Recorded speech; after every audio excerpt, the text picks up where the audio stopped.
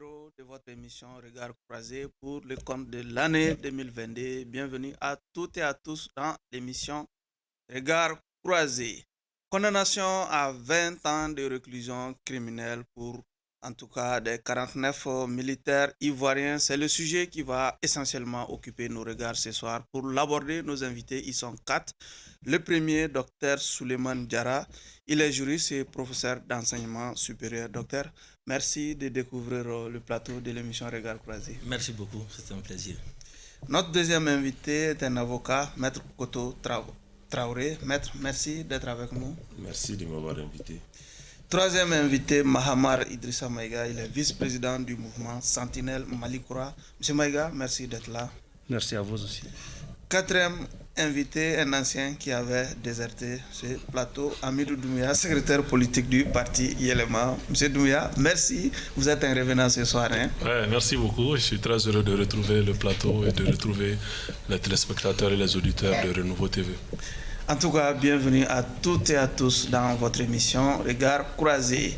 Avant d'ouvrir les débats sur la thématique qui nous réunit ce soir, nous allons faire porter un regard rétrospectif sur l'année déjà 2022, une année qui s'achève, une autre qui s'annonce. Quels sont, si vous voulez, quel bilan peut-on dresser de cette année 2022 en termes de la gestion de la transition par les autorités actuelles de la transition? Je vais parler du colonel Assimi Goïta et l'ensemble de son gouvernement. Docteur, quel regard vous portez déjà sur la gestion qu'a fait, si vous voulez, Assimi Goïta de cette transition?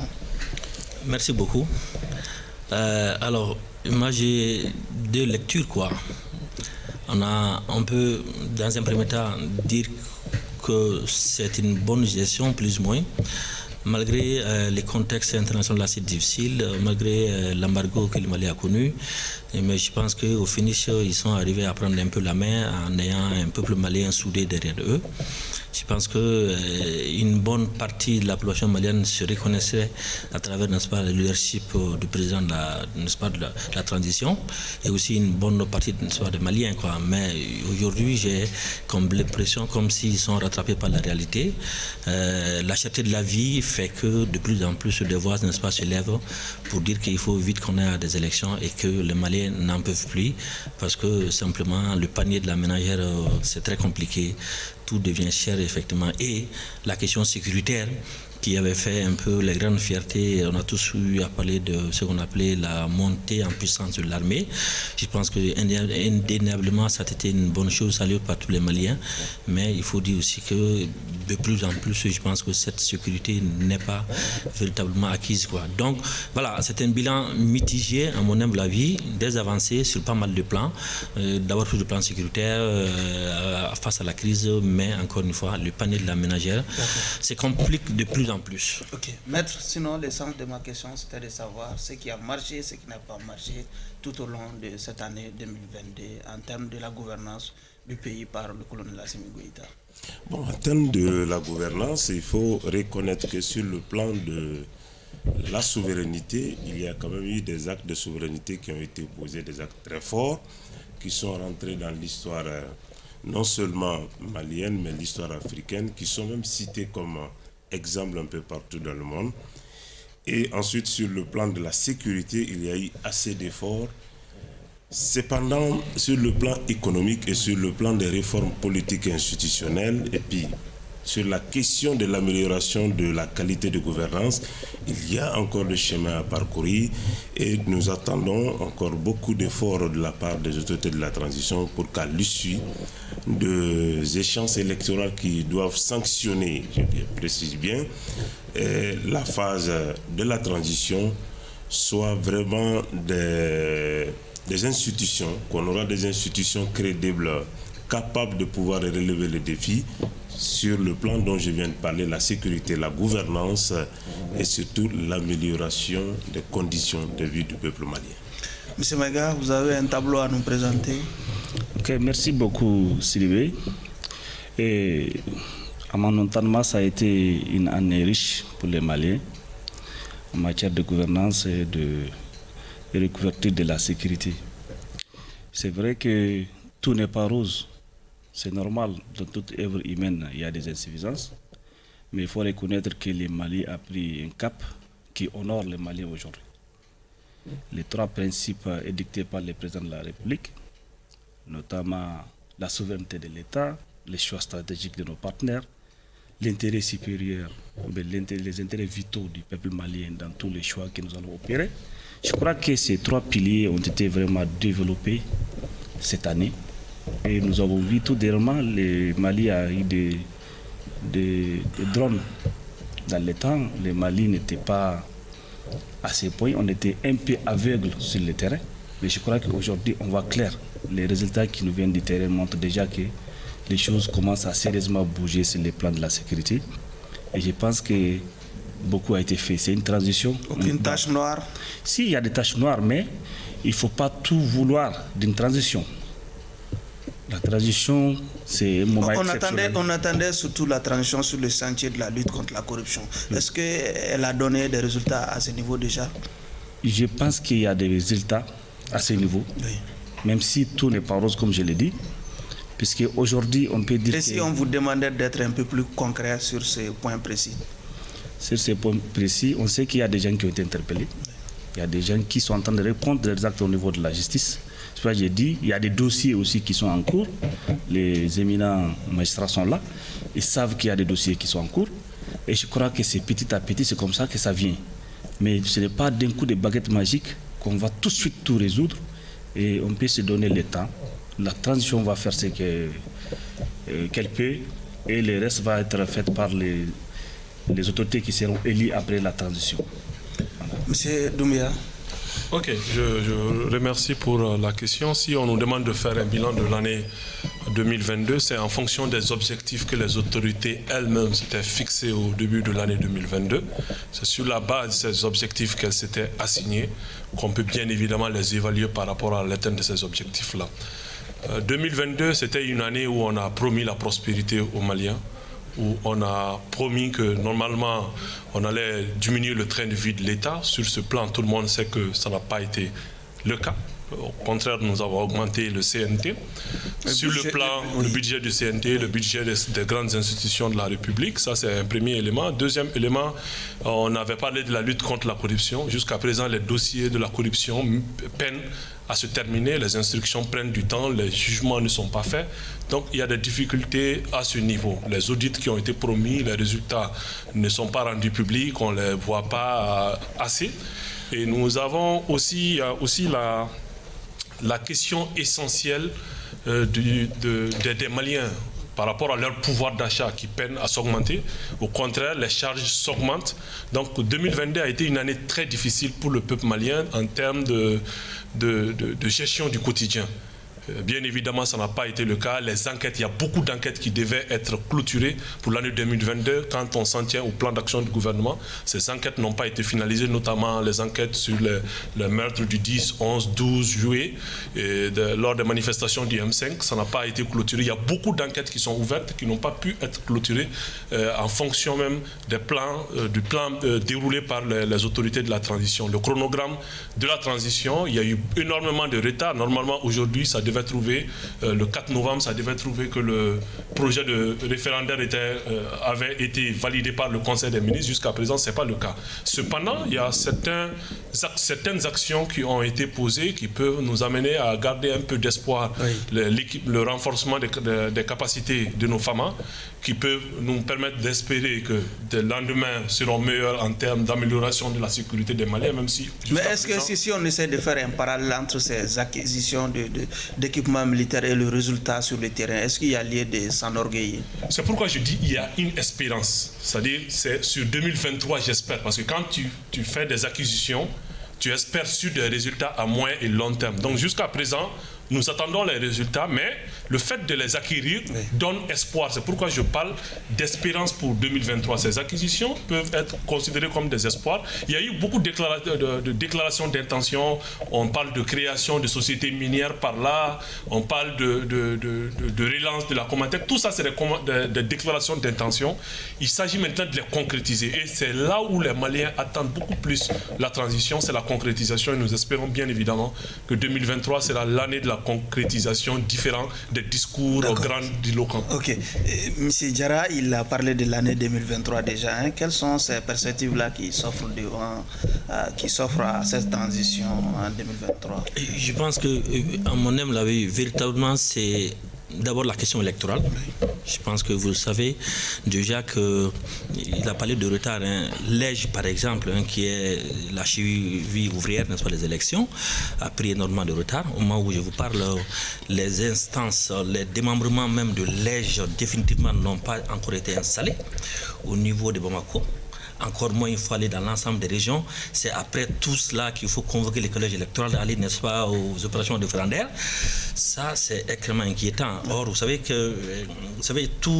une bonne partie du travail sur de la transition se mesure à l'aune d'une bonne organisation, n'est-ce pas, des élections. C'est vrai qu'il y a un projet de constitution, un avant-projet de constitution qui va aller vers un projet, les pénalités ne sont pas encore mises en place. Sinon, on a même entendu un grand homme politique malien dire que la transition est dans une sorte de courbe de lenteur pour organiser justement les élections. Est-ce que vous entrevoyez les choses de cette manière? Je pense que si on s'en tient au calendrier électoral fixé par la transition elle-même, ce calendrier qui a fait l'objet de remises, n'est-ce pas, à la CEDEAO, moi je me dis qu'il faut s'en tenir à ça jusqu'à preuve du contraire.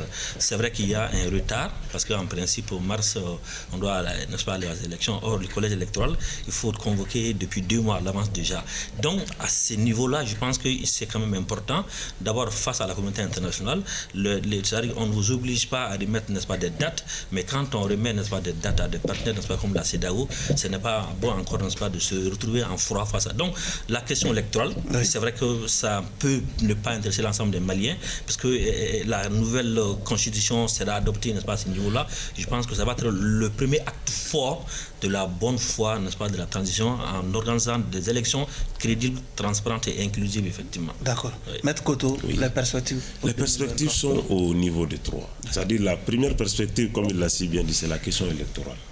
Vous savez, nous avons un engagement avec la communauté internationale, c'est-à-dire qui est basé uniquement sur le respect de l'essentiel électoral qui a été acquis de volonté de 2 parties. Donc il faut travailler à ce que vraiment nous puissions respecter les échéances électorales fixées, qui va de pair avec le renforcement, la capacité de l'outil de la sécurité. Je veux parler de l'armée ici, parce que la question sécuritaire n'est pas définitivement acquise. Il faudrait que nous prenions cet aspect et nous l'intégrions également dans les données de notre analyse. Troisième aspect, c'est les réformes politiques institutionnelles. Vous savez, cette réforme tient beaucoup aussi à cette transition qui doit vraiment travailler à ce que les 3 perspectives dont je viens de parler, qui sont les questions électorales, les réformes institutionnelles et politiques et la question sécuritaire, voici les perspectives auxquelles la transition doit s'atteler à travailler durant l'année 2023 qui s'offre à nous. Maïga. Okay, merci Sylvain. Moi aussi, j'axerai mes perspectives sur 3 points. Et de façon prioritaire, je dirais la première priorité pour moi, c'est la sécurité. La première priorité, c'est la sécurité, c'est vrai. Il y a au deuxième point la question des élections, mais je dirais qu'il ne peut pas y avoir des élections au Mali sans la sécurité. Parce que tu ne trouveras aucun agent électoral qui va hasarder à aller s'asseoir dans un bureau de vote pour toi à ces moments où la stabilité n'est pas totale, où la sécurité n'est pas totale. Donc on a vraiment du travail à faire par rapport à la sécurité. Nous sommes un pays sérieux d'engagement. Il n'est pas interdit de s'engager avec nos partenaires. Oui. La CEDEAO est un partenaire. Le Mali a montré sa bonne foi de cocher des dates sur un papier pour donner un calendrier. Oui. Mais toujours est-il qu'on doit respecter aussi la vie des Maliens. C'est très important. Et vous pensez que ce calendrier n'est pas immuable? Bon, je dirais, sans la sécurité, ce calendrier va être caduc. Il faut qu'on se dise carrément la vérité. On ne peut pas forcer les choses. Oui. On ne peut pas bâcler. On a dit désormais qu'on va faire des élections libres, transparentes. On ne peut pas bâcler. Et on prendra le temps qu'il faut pour c'est clair. Avec nos partenaires, on va faire l'état des lieux, on va évaluer, on va s'asseoir et on va s'entendre encore pour voir ce qui peut arranger les Maliens. C'est ça le plus important. Et le troisième point... L'élection, ce n'est pas finalement une panacée selon vous? Non, l'élection ne doit pas être notre priorité première. Nous avons quitté loin. Ce pays a connu beaucoup de remous. Il faut qu'on fasse beaucoup attention. Il ne faut pas qu'on retombe dans les mêmes travers. C'est très important. D'accord. Et le troisième point, c'est comme je l'ai dit, c'est les perspectives dont il a parlé. Il y a eu déjà des sentiers dont les premières pierres ont été posées. On veut voir ces chantiers sortir du sol parce que c'est des sentiers qui sont des sentiers de souveraineté pour ces pays. C'est des engagements forts pris par les autorités de la transition. On veut les voir réalisés. C'est très important pour nous. Amidou, selon votre vis-à-vis, les élections, oui, mais la sécurité d'abord. Vous savez, il est important de placer les choses dans leur contexte. Comment est-ce que le chronogramme qui a été établi par le gouvernement a été établi? C'est des techniciens qui se sont retrouvés de plusieurs domaines, qui ont analysé quand est-ce qu'on peut réaliser, on peut faire en sorte qu'il y ait la sécurité, et qui ont tenu compte de tous les contextes, et c'est sur cette base que le chronogramme a été établi. Et le chronogramme n'est pas seulement un engagement du Mali vis-à-vis de l'extérieur, mais c'est l'engagement du Mali vis-à-vis de lui-même. Comme vous le dites, nous voulons la souveraineté, mais nous voulons aussi que nous soyons respectés. Et pour que nous soyons respectés, il faut que nous nous montrons respectables. C'est à travers des engagements, à travers une bonne planification. Donc le chronogramme est un document de planification. Si on ne parvient pas à le faire, ça veut dire que ceux qui l'ont fait, notamment les techniciens, le gouvernement et ses techniciens, se montreront en ce moment comme des mauvais planificateurs. Nous ne l'espérons pas. Et j'espère que Sentinelle ne l'espère pas aussi qu'on dise que nos gouvernants ne planifient pas bien. Je les accorde cela. Maintenant, par rapport aux perspectives, ce qui est important, vous savez, les Maliens souffrent énormément. J'entends toujours la complainte de ce vieux qui a du mal à payer le prix du condiment. Les prix sont très élevés, on me parlera du reste du monde. Mais les salaires au Mali ne sont pas les mêmes que dans le reste du monde. C'est le Malien qui fait cette souffrance-là. Donc en 2023, il faudrait qu'on allège les charges de nos compatriotes. Il faudrait qu'on augmente le pouvoir d'achat de nos compatriotes. Ça, c'est le rôle de l'État. Ce n'est pas des discours, c'est des actions concrètes dont la concrétisation se doit de se traduire par l'amélioration de ces conditions-là. 2023, c'est des perspectives de bonne gouvernance, que les élites se montrent exemplaires. Parce que si les autorités de la transition ne se montrent pas exemplaires, la confiance accordée par le peuple dont ils jouissent aujourd'hui, jusqu'à présent, elles vont perdre cette confiance-là. Et quand elles vont perdre cette confiance, c'est ce qui va amener toutes les fragilités. Elles ne sont pas exemples vertueuses, ces élites-là, aujourd'hui? Pour moi, on peut être plus vertueux que ça. Je vous donne juste l'exemple. Au même moment où le peuple a accepté de souffrir pendant l'embargo, le peuple continue à souffrir, au même moment, on augmente le train de vie de l'État. Au même moment, le CNT va de 121 à 147. Au même moment, les Maliens observent au Burkina, alors que les Burkinabés sont à 87 membres. Et ils travaillent avec un mandat gratuit. Les élites maliennes travaillent pour le cas précis du CNT, par exemple, c'est quand même une résolution, la mise en œuvre d'une résolution des assises nationales de la refondation. Non, contrairement à ce que beaucoup disent, en lisant les recommandations des assises, on parle de recomposition du CNT. La recomposition ne veut pas dire forcément élargissement. Recomposition, ça veut dire peut-être qu'on pouvait évaluer les membres existants du CNT et voir éventuellement ceux qui n'ont pas fait leur travail, les enlever et faire rentrer d'autres. C'est au moment où la charte est passée au CNT qu'on a mis l'élargissement, qu'on a changé la recomposition là en élargissement dans la charte. Sinon, ce qui a été demandé par les assises, c'est la recomposition. Et si on avait fait cette recomposition, ça nous aurait évité que des membres du CNT se promènent de plateau en plateau pour dire que tel ne va pas aux sessions, tel ne fait pas ça en ce moment. Ils auraient évalué bien avant maintenant et ils auraient exclu ce qui n'était pas bon et nous, on aurait conservé notre argent. Mais aujourd'hui, c'est quand même un mauvais message qu'on envoie au peuple malien. Souffrez. Et nous, on augmente le nombre de CNT, on continue à prendre nos 2 millions de salaires, on continue à augmenter nos budgets de fonctionnement. C'est un mauvais message. J'espère bien évidemment qu'en 2023, on va mettre tous ces mauvais souvenirs derrière nous. En attendant, pour revenir à notre plat de résistance, inculpé en août dernier pour tentative d'atteinte à la sûreté extérieure de l'État du Mali, les militaires ivoiriens ont été condamnés à 20 ans de prison ce vendredi, au terme bien sûr de 2 jours de procès déjà. Et Dr Diarra, votre réaction à ce procès qui vient de se boucler? qu'est-ce qu'il faut dire? Est-ce qu'il faut se réjouir de la condamnation de nos amis, de nos frères de la Côte d'Ivoire? Bon, non. Alors, je pense que... Mais il faut d'abord se réjouir que, enfin... C'est de la tenue même du procès. De la tenue de ce procès. Ouais. J'ai envie de l'épilogue finalement, quoi, de ces dossiers dossiers militaro-politico-juridiques. J'ai vraiment envie de dire cela. Diplomatique également. Allez-y. Oui, ça, tout est dedans, quoi, quasiment, quoi.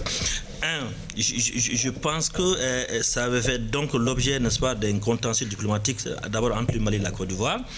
Le président, les autorités ivoiriennes s'est débrouillé en son temps pour tenter d'internationaliser, n'est-ce pas, le dossier. Donc, parce que pour nous, je pense que, sous réserve, c'est un dossier bilatéral, très clairement, quoi. Mais ils se sont arrivés, n'est-ce pas, à faire amener le dossier au niveau de la CEDEAO pour en faire, n'est-ce pas, un dossier de la CEDEAO. Ça ne devrait pas, n'est-ce pas, être. Ensuite, ils se sont débrouillés pour amener le dossier au niveau des Nations Unies, malgré les communiqués qui contredisent l'aménagement au plus haut niveau, a donc fait un communiqué pour dire qu'ils ne reconnaissent pas, n'est-ce pas, ces gens-là. Donc, alors, un dossier bilatéral qui va au niveau, n'est-ce pas, de la CEDEAO, qui continue au niveau de l'ONU. Donc, je pense qu'en termes de coûts diplomatiques, la Côte d'Ivoire quand même était arrivée à un niveau pour pousser, pour internaliser vraiment ces dossiers-là. Mais je pense qu'il faut dire que nos autorités sont restées un peu droits dans leur ligne. Vraiment, ils n'ont pas varié. Sous la médiation de notre frère, n'est-ce pas, du Togo, c'est cela. Et je pense que le Mali n'a pas trahi d'abord, que ce premier négociateur on est resté fidèle, n'est-ce pas, à ce monsieur-là, jusqu'à, n'est-ce pas, ce jour-là. Il s'agit quand même d'un président de la République. Oui, c'est quand même important. Non, c'est quand même important que le Mali soit resté fidèle, n'est-ce pas, à ce niveau-là. Oui. On n'a pas voulu, n'est-ce pas, vraiment nous avoir peur un peu de la CEDEAO, être intimidé, n'est-ce pas, par les messages, n'est-ce pas, des intimidations, n'est-ce pas, de la CEDEAO, n'est-ce pas, de l'ONU, mais je pense qu'on est resté un peu, n'est-ce pas, calme, n'est-ce pas, à ce niveau-là. Sauf qu'il ne vous a pas certainement échappé que le dernier sommet de la CEDEAO avait sommé le Mali de les libérer avant le 1er janvier 2023. Ce qui est intéressant là-dedans, c'est que je pense que dès le départ, on aurait dû peut-être aller au niveau bilatéral. Oui. Moi, je me réjouis que la semaine dernière, les autorités ivoiriennes, loin des diatribes et tout ce qui s'en suit un peu, ont quand même officiellement envoyé un ministre puissant qui n'est pas, n'est-ce pas, un des moindres, venir s'asseoir avec les autorités maliennes de façon bilatérale, discuter encore une fois sous la médiation togolaise. Je pense que c'est à partir de cela qu'un compromis a été trouvé, et suite à cela, ces gens-là ont fait l'objet, n'est-ce pas, d'un jugement. Okay. Mais il faut s'en réjouir. Oui. Pourquoi? Parce que je pense que le conflit avec la Côte d'Ivoire, qui est première dans l'espace UEMOA, les 40% du PIB de l'UEMOA, c'est vraiment Abidjan, quoi, carrément, quoi. Donc économiquement, la Côte d'Ivoire pèse beaucoup. Donc c'est pas bon de se fâcher avec ses voisins. Quand vous êtes dans une rue, je le dis comme ça de façon, n'est-ce pas, schématisée, quand on ne s'entend pas avec aucun de ses voisins, votre vie dans votre carré va être compliquée, quoi. Je pense que vraiment c'est de dire que finalement le Mali va faire la paix avec son grand voisin d'Abidjan. Et je pense que c'est qui est extrêmement salutaire, quoi. Maître, le dossier des 46-49 militaires ivoiriens désormais vidé, on peut dire enfin, où cet échange direct entre la Côte d'Ivoire et le Mali est passé par là? Oui, c'est passé par là, Barou, mais il faut rappeler que ce procès que nous avons assisté hier n'est qu'une mise en forme juridique d'un acte hautement politique. Vous savez, le Mali ne pouvait faire autrement que de confier les militaires ivoiriens. Ce sont des militaires ivoiriens, au regard des actes de procédure, leur identité ne souffre d'aucune ambiguïté. Le Mali était obligé de judiciariser, eu égard la durée de la détention de ces militaires. Sinon, aujourd'hui, le Mali serait accusé de détention arbitraire. Ce faisant, le Mali a intégré ce qu'on appelle une donne judiciaire dans l'affaire. Donc, tant qu'il y a ces volets judiciaires, il faut pouvoir, c'est-à-dire le vider. Il faut le vider. Même le vider, comment et quand? C'est la politique et la diplomatie ici qui ont déterminé cela. Oui. Il a fallu quand même, vous l'avez vu, un compromis politique, même si le contenu n'est pas encore connu, pour que la procédure, une procédure criminelle, censée quand même être jugée dans un délai maximum ou plus ou moins 2 ans, a pu avoir lieu dans un délai de 2 à 3 mois. Ça, il faut le reconnaître. Donc, c'est pour vous dire tout simplement que il fallait, c'est-à-dire l'issue ne pouvait pas être que ça, en fait. Donc, c'était la solution politique qui pouvait résoudre cette question pour que nous puissions rester en bon terme avec notre voisin qui est la Côte d'Ivoire, et dans certaines mesures qui a même cherché à internationaliser le dossier contre le Mali. Vous avez vu quand même les injonctions, les ordres de la CEDEAO, au-delà même de la CEDEAO, de l'Union africaine, des Nations unies, par rapport à ce dossier. Donc il était vraiment temps que nous sortions, même si la procédure qui a eu lieu hier n'a pas respecté tout ce qu'on appelle les règles procédurales ordinales, ce qui est sûr quand même, une mise en forme juridique a été faite pour que ce dossier puisse être bouclé. La balle maintenant est dans le camp du président de la transition. On va en revenir. Monsieur Maïga, déjà, il y a quand même une semaine, on a assisté à cet échange direct entre les émissaires du président Ouattara et également le gouvernement malien, qui a d'ailleurs débouché sur la signature d'un mémorandum. Auparavant, la CEDEAO avait demandé au Mali de les libérer avant le 1er janvier, sinon des sanctions seraient prises déjà. Est-ce qu'on peut dire que ces deux événements ont quand même eu raison de... Ok, merci beaucoup Sylvie. Bon, moi je dirais d'abord par rapport à l'ultimatum de la CEDEAO, parce qu'il y a eu plusieurs informations lors du sommet de la CEDEAO. Cette information, je crois, a été publiée par Serge Daniel. Mais après, on a eu les PV du sommet de la CEDEAO qui ne dit pas ça. Pour la gouverne de nos téléspectateurs, c'est suite à une conférence de presse animée par le président de la commission de la CEDEAO. Il a été clairement indiqué que des sanctions seront prises contre le Mali si on ne se mettait pas dans la disposition de les libérer. Ce n'est pas véritablement une information de Serge Daniel, mais elle tient de cette conférence de presse. J'ai dit, comme j'ai ri sur les réseaux, ce que j'ai vu d'abord en premier lieu, c'était Serge Daniel qui l'a mis sur son tweet. Après, j'ai vu les PV que j'ai lus, et dans ça, je n'ai pas vu cette menace. Mais pour dire seulement qu'on aurait dû commencer par ça depuis le début. Libérer ces militaires sans délai ne devait pas être un propos d'un président aussi expérimenté qu'Alassane Ouattara.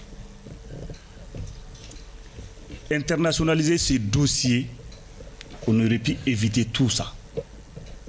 Parce que les peuples ivoiriens et les peuples maliens sont des peuples frères. On les dit, on les sait. Ils vivent ensemble, ce n'est pas aujourd'hui. Pendant la crise ivoirienne, les Ivoiriens qui ont pris domicile au Mali ne sont pas encore retournés. Il y a d'autres qui sont restés totalement au Mali, pour dire que c'est les mêmes peuples. Et le Mali a toujours soutenu la Côte d'Ivoire, sans réserve. Il est inadmissible que la Côte d'Ivoire soit une base arrière des gens qui veulent déstabiliser ces pays. Et les complicités de la Côte d'Ivoire dans ça étaient avérées. Ces militaires sont venus avec des armes non conventionnelles au Mali. Tenons-nous bien. Ces militaires sont venus avec un effectif qui dépasse l'effectif autorisé. Il y a plein de questionnements. Et c'est de bonnes guerres que le Mali a arrêté ces militaires. Donc, judiciariser aujourd'hui les dossiers. Parce que la Côte d'Ivoire a fait les pas pour parler de frère en frère avec les Maliens. Et peut-être que le président prendra les soins sur lui de l'écraser. Monsieur Maïga, quelle est votre réaction après ce prononcé de cette peine de 20 ans contre ces militaires déjà? La peine, elle est sévère ou... C'est la justice. La loi, c'est la loi. Elle est dire, mais il faut l'appliquer. En fait, c'est ça. Les chefs d'accusation qui sont à leur encontre, les éminents juristes sont là. C'est ce que notre procédure demande. Donc s'ils sont pris dans des conditions comme ça, voici la sentence. C'est la sentence qui a été prononcée. Mais comme on l'a dit, il y a une question politique et puis diplomatique, tout ça là-dedans. Après, peut-être on va les libérer. Mais moi, je suis sûr, si les Ivoiriens n'avaient pas fait les pas, ce n'est pas l'ultimatum de la CEDEAO qui va faire reculer les Maliens. Merci. Amirou, finalement, la politique, la diplomatie. Bon, moi, en parlant un peu de ce dossier, ça m'amène un peu à compatir avec la douleur de ceux qui sont en prison, qui attendent des années sans pour autant être jugés. De compatir avec la famille de ceux dont les parents sont morts en prison en attendant juste d'être jugés. Et tout simplement leur dire que doivent pas désespérer de leur État. C'est le moment. Chaque chose a son temps. Vous en voulez à la justice? Je n'en veux pas à la justice, mais je compatis. Je sais que si j'étais à la place de ces familles, j'allais me poser la question. Ça fait longtemps que mes parents sont en prison, attendent d'être jugés. Et il y a une procédure qui a été accélérée. Bien évidemment, ça peut être justifié par des questions diplomatiques, mais ça n'empêche pas à nous, Maliens, de penser à ces gens qui sont en difficulté. C'est un message de compassion. Maintenant, par rapport à ce dossier précis, ce qui est important et qui a salué, c'est d'abord la grande maturité de ces deux peuples-là, malgré les échauffourées au tout début. Il n'y a pas eu assez d'incidents. Parce qu'avec cette question, on pouvait imaginer le pire. Le dossier a été géré entre les deux États, les populations se sont mises un peu à l'écart. Ça, c'est une bonne chose. Maintenant, ce qui m'importe, c'est d'abord le jugement et la finalité qui, je l'espère bien, va être la libération de ces militaires pour qu'ils retournent dans leur pays et que ces deux pays frères puissent continuer à vivre ensemble. Maintenant, il y a un certain nombre d'éléments qu'il faudrait souligner. Oui. D'abord, la rapidité de la procédure.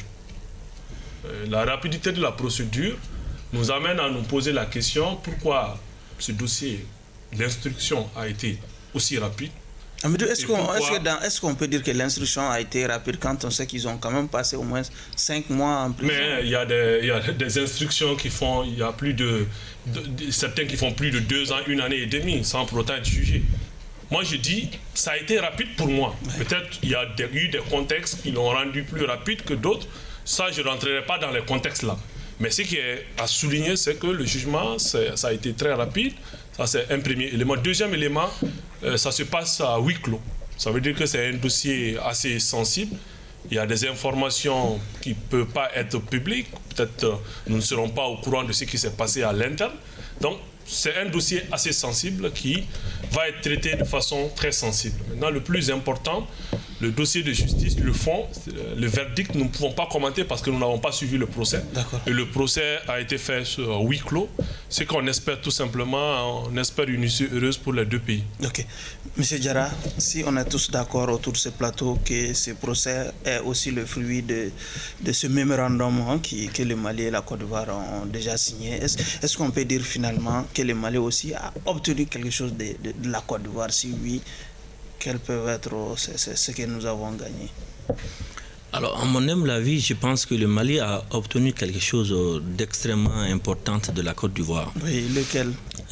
Contrairement à tout ce qu'on pouvait dire en son temps, parce qu'on a vu un moment des questions de sommes d'argent circuler sur les réseaux sociaux.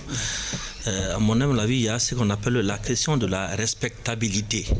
Des gens vont parler, n'est-ce pas, de souveraineté, c'est peut-être compliqué, mais moi je pense qu'un pays, un peuple doit se faire respecter, à mon humble avis. C'est-à-dire que, honnêtement, je pense que est-ce qu'ils sont qualifiés de mercenaires officiellement, mais que des étrangers puissent pénétrer dans un pays, ce n'était pas la première, la deuxième, la troisième fois, sans papiers officiels, sans papiers valables, avec des armes, voilà, on a dit qu'ils étaient armés, n'est-ce pas, jusqu'aux dents.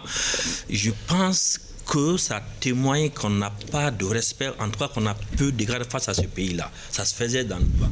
Mais je pense qu'arriver à mettre ça, que le Mali est désormais un pays respectable, que ceux qui doivent venir, n'est-ce pas, chez nous, comme ça se fait partout au monde, doivent se conformer aux normes, aux lois, n'est-ce pas, de notre pays pour pouvoir arriver chez nous. Ceci sinon, dans les coulisses des négociations, on a quand même entendu que le Mali demandait aussi l'extradition de certains de ses compatriotes qui... Je pense que comme on n'est pas dans le secret de l'accord, je pense que quelqu'un avait parlé en son temps de chantage. Je pense que c'était au plus haut niveau.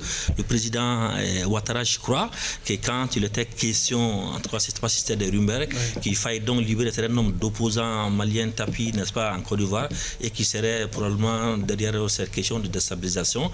Et donc, lié cela, je pense que cela n'aurait pas grandi le Mali. Ce qui aurait grandi gens disent le Mali, que ce qui vient d'être fait, même si on pense que le procès a été très rapide, qu'il faut d'ailleurs saluer effectivement, parce que la lanterne, n'est-ce pas, dans la procédure, la lourdeur administrative, je pense que n'est pas à saluer. Quand des gens font l'objet, n'est-ce pas, d'arrestation, je pense que nos magistrats doivent veiller, faire en sorte que dans les meilleurs délais, qu'on ait droit quand même, n'est-ce pas, à un résultat. Donc je pense que le Mali aurait gagné, à mon humble avis, par rapport, n'est-ce pas, à sa respectabilité. Donc malgré toutes les injonctions, toutes les intimidations, nous sommes arrivés, n'est-ce pas, à rester droit et faire donc encore une fois judiciariser, n'est-ce pas, ces dossiers, que des magistrats indépendants se sont prononcés, ont prononcé, n'est-ce pas, des condamnations, même si je souriais un peu pour les 3 dames qui ne se sont pas présentées.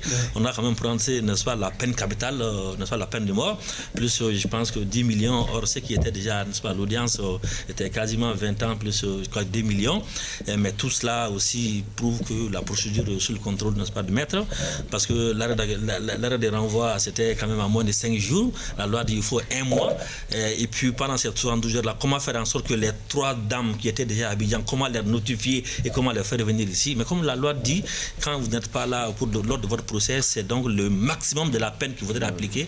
Je pense que les juges ont suivi cette logique-là pour prononcer donc, n'est-ce pas, la sentence capitale. Le plus important, encore une fois, qu'est-ce que le Mali a gagné? Le Mali va gagner la stabilité avec son voisin.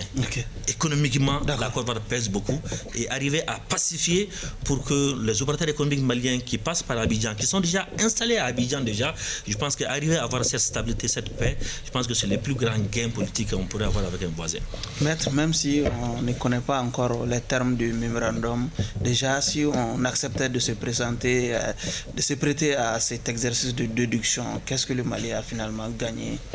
Bien, avant de répondre à votre question, l'accélération de la procédure-là ne se justifie pas. Vous savez, cette accélération de cette procédure a été faite au mépris des règles procédurales. Et Amidou vient de rappeler des cas. Vous savez, il y a combien de cas de procédures criminelles qui sont en souffrance, qui peuvent même aller au délai normal indiqué par la justice, qui est 3 ans, uniquement pour la phase instruction. Pour une telle procédure criminelle, il faut au moins, le délai maximum est de 3 ans.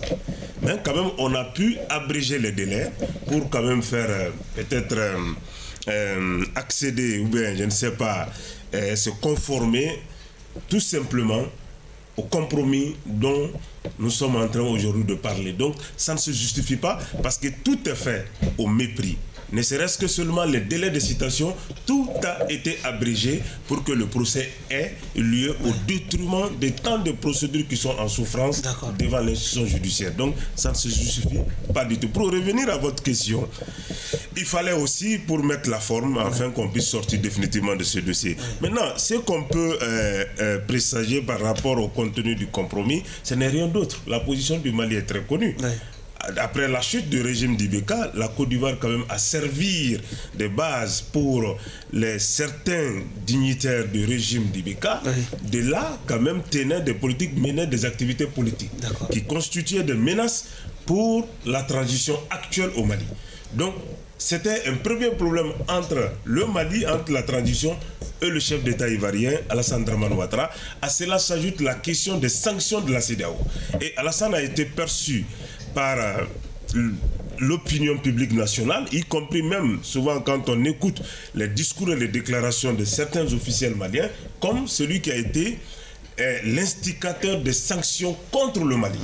Donc à cela s'ajoute ce dossier des militaires. Donc vous voyez l'implication. Donc moi je pense que le Mali, la constitution va être tout simplement de demander à l'État ivoirien de revoir sa position vis-à-vis de la transition et puis afin que le Mali puisse accélérer la libération de ces passés. Cela aussi c'est un dossier lancinant pour le président Alassane Dramane Ouattara parce qu'à l'interne aujourd'hui ça fait question, là, ça soulève des contestations, des débats et de vives controverses à l'intérieur de l'État ivoirien. Donc, il faut trouver la solution et sortir définitivement de ça. Monsieur Maïga, la Côte d'Ivoire est en passe d'obtenir la libération de ses 46 militaires.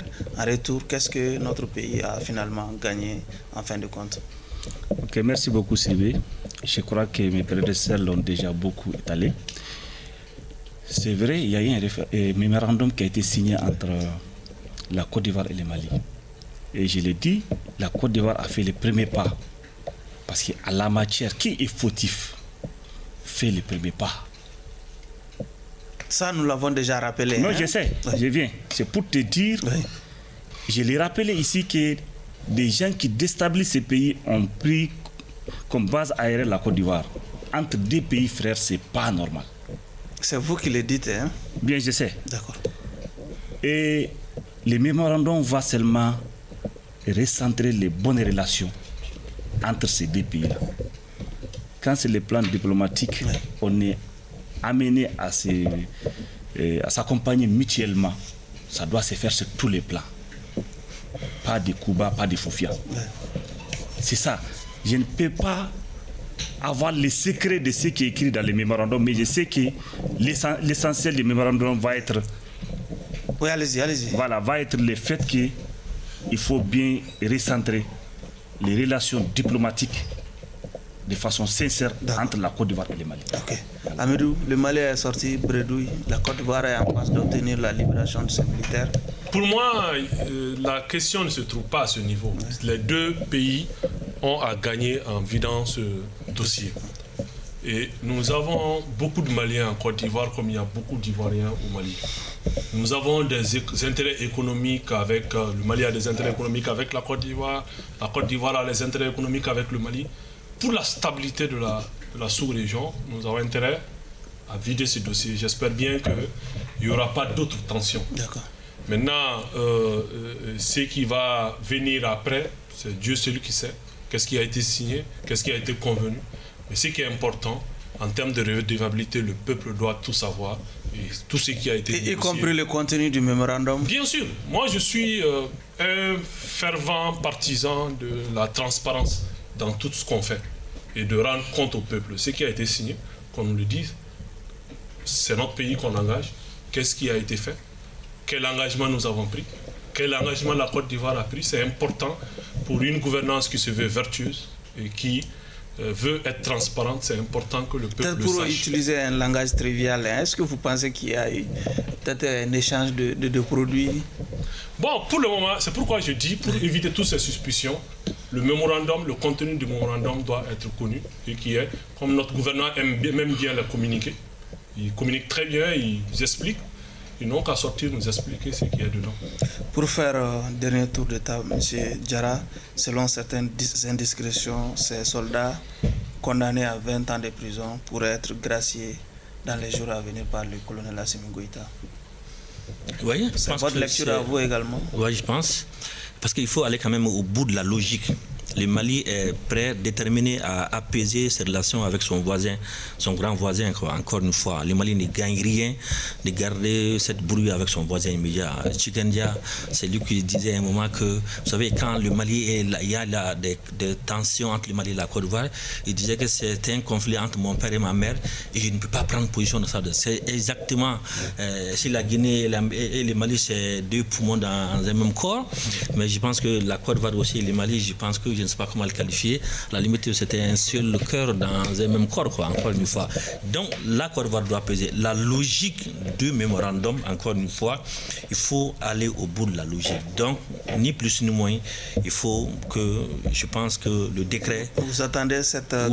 le décret, si le projet n'est pas encore fait depuis hier soir, sous réserve, n'est-ce pas? Je pense qu'il faut aller vers ça. Sinon, au pire des cas, que si on veut que ça soit populaire, que le Parlement, le CNT se réunissent, n'est-ce pas, pour voter carrément une loi d'amnistie, donc pour que nos frères, n'est-ce pas, de la Côte d'Ivoire puissent vraiment aller fêter le 1er janvier, n'est-ce pas, chez eux, quoi. En tout cas, c'est ce qui est la logique dans... Parce que, pour ne pas répondre à Maître, c'est-à-dire que la procédure a été un peu brusquée, tout cela. Il y a un penseur, François Hoss, qui dit, mais à quoi servent les droits? Donc la question de finalité, c'est que le droit vise véritablement la paix sociale, quoi. Donc voilà, on a braqué, n'est-ce pas, la procédure encore une fois, mais tout cela, c'est quoi la finalité? C'est il faut qu'il y ait la paix sociale. Le droit, quels que soient les chemins par lesquels on passe, la finalité du droit, selon François Hoss, c'est amener, asseoir la paix sociale. Et c'est ça le plus important. La Côte d'Ivoire et le Mali vont se parler, vont échanger. On a presque 3 millions, sinon plus, n'est-ce pas, de Maliens qui vivent là-bas. C'est peut-être pas un pays à négliger. Il faut pacifier et c'est ça le plus important. Maître, on se dirige vers une inévitable grâce. Bien évidemment, vous savez, entre le Mali et la Côte d'Ivoire, on ne saurait parler d'échange des prisonniers parce que le Mali n'a pas de prisonniers en Côte d'Ivoire à l'état actuel. Sinon, j'ai parlé de produits. Des produits. Maintenant, les produits, je ne sais pas de quels produits vous voulez en parler. Nous n'avons pas non plus de produits chez Alassane Dramane Ouattara. J'imagine jusqu'à preuve contraire. Mais ce qui est constant, c'est que le chef de l'État va quand même user de ses prérogatives constitutionnelles. En sa qualité de président du Conseil supérieur de la magistrature, il a le droit d'exercer ce qu'on appelle également le droit de grâce. Ça, c'est la seule option qui reste maintenant à faire, en attendant que la décision soit définitive. Pour la purge de la peine, c'est quand même une option. Oui, c'est une option. Ça va quand même être difficile au regard de tout ce qui a été... L'option aussi. Non, je reviens, parce que au regard des documents, de compromis, l'engagement que nous avons, il y a eu quand même un engagement formel entre ces deux États. Donc tout est en train d'être fait conformément à cet engagement qui n'a pas été quand même expliqué à nous le peuple. Pour dire à docteur tout simplement, il faut attendre le délai. Il faut attendre quand même que cette décision soit définitive. Parce que le délai de pourvoi de 3 jours doit quand même être épuisé. Il s'agit de 3 jours. Avant toute grâce. Avant toute grâce. Comme il a si bien dit, qu'on ne peut pas violer les règles procédurales pour seulement se focaliser sur l'objectif recherché par le droit qui est la paix sociale. C'est-à-dire la mise en œuvre de droit est un aspect très important, c'est ce qui caractérise un état de droit. Bien important, mais quel que soit le résultat obtenu, tant que les règles de mise en œuvre ne sont pas respectées et observées, ça met en cause et ça entrave ce qu'on appelle un état de droit. Donc, il faut quand même, ce faisant, avoir souci de se conformer aux règles procédurales. On attend que cette décision soit définitive. En ce qui concerne les 46 militaires condamnés, sinon, l'arrêt de contumace quand même est déjà définitif parce que la voie de recours, qui est le pourvoi, n'est ouverte seulement qu'au procureur général et la partie civile qui est l'État malien. À ce niveau, on n'en parlera pas. Monsieur Maïga, on se dirige vers une grâce présidentielle. Oui, effectivement. Moi, je dis que le but même de ce mémorandum, c'est ça. Et le but même de faire un jugement très rapide comme ça, c'est ça. Comme Maître l'a dit, les procédures n'ont pas été respectées. Ça sous-entend que la chose va être réglée politiquement et diplomatiquement. Amédou. Bon, avec les autorités actuelles, moi je reste toujours prudent. La décision appartient à CENI. On verra dans les prochains jours ce qui va se passer. Nous espérons tout simplement une issue heureuse. C'est sur cette attente que prend fin ce numéro de votre émission Regard croisé qui recevait évidemment comme invité Dr Suleiman Diarra, il est juriste et professeur d'enseignement supérieur, Amédou Doumbia, secrétaire politique au niveau du parti Élément, Maître Koto Traoré, avocat, Mahamar Idrissa Maïga, vice-président du mouvement Sentinelle Mali.